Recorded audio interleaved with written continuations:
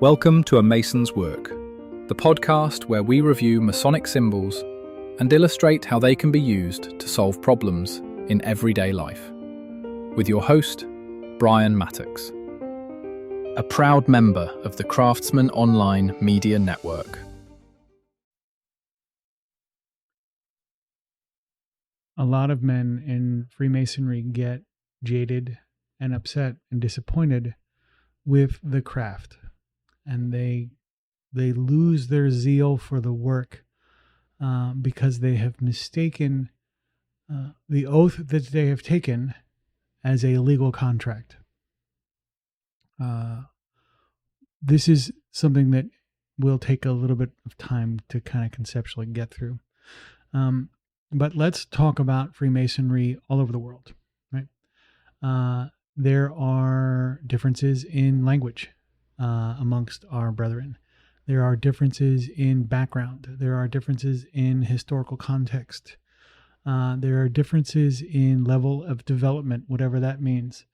And as you look across the entire craft, you will find that every brother is different.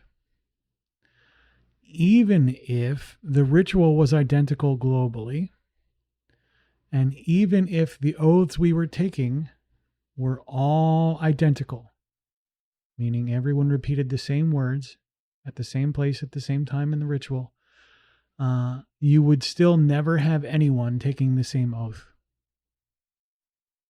You may say to yourself, well, I've taken the same oath as my father or the same oath as my brother in the lodge, but you didn't, because the context you brought to that conversation is different. You took the oath in front of the lodge, but the oath you made was to you and to your interpretation of the divine. This is really important, because one of the things that will happen to you if you're not careful, and ask me how I know, is that you will use the oath you took as a sword and a balance to judge and evaluate the behavior of your brothers in the lodge. This seems like it maybe even be part of the mandate, like to be your brother's keeper and to judge and evaluate and to admonish with kindness and all of that kind of thing.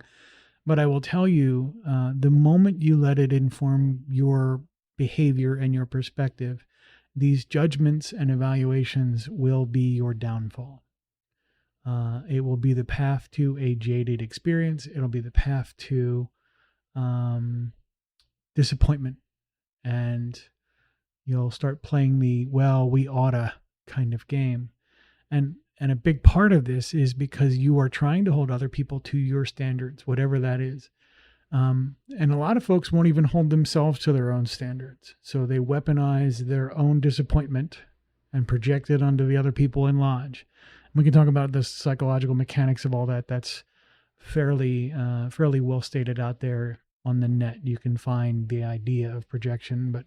But as we move through this conceptually, as we move past the oath as a concept and say, okay, well, if I only took my oath with me, then the oath has to be just for me then. It's a private oath that I have taken, and it should inform my behavior.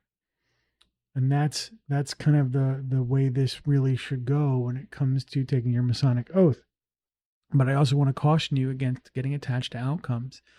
Even evaluating your own behavior from a moment-by-moment basis has the potential to be a slippery slope to judgment and jadedness and discontent and disappointment. We are, I guess the underpinning of all of the oaths has to be the commitment to self-improvement as a concept.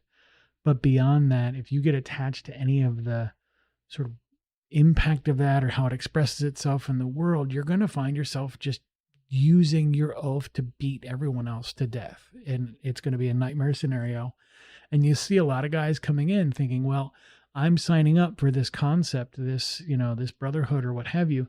And they are using the ideas that they have of what it should be against what it is. And if you keep looking for just a little while, you'll notice that actually all the differences we have create opportunities for you to grow and develop and learn.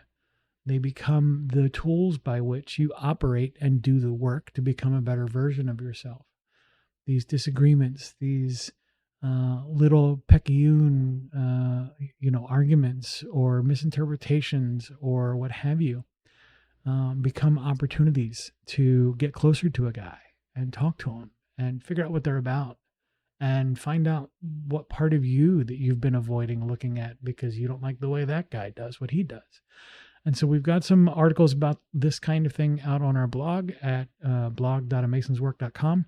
And we're starting to put up the Masonic symbols to help you reflect and grow and use them to develop in your journey. Again, no judgment. I have no idea where you are on your path. I have no idea what baggage you are carrying with you and how heavy that stuff is. But I can tell you, we're all here to help each other out. And if I can do that in any meaningful way for you, please don't hesitate to reach out. The views represented in this podcast are those of the speaker alone and are not representative of any grand or subordinate lodge.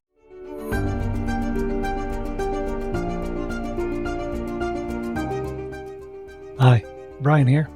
I wanted to thank you so much for listening to this episode.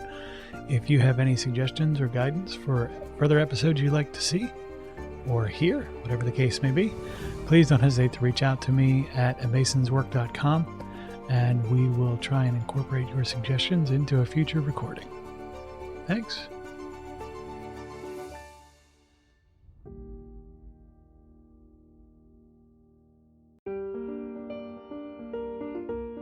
Freemasonry teaches us that the true work is within, a lifelong journey of reflection, discipline, and discovery.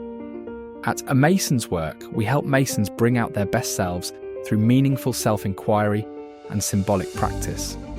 From personal reflection to lodge engagement, we offer tools that turn symbols into action. Visit us at amasonswork.com. The work is within. The time is now.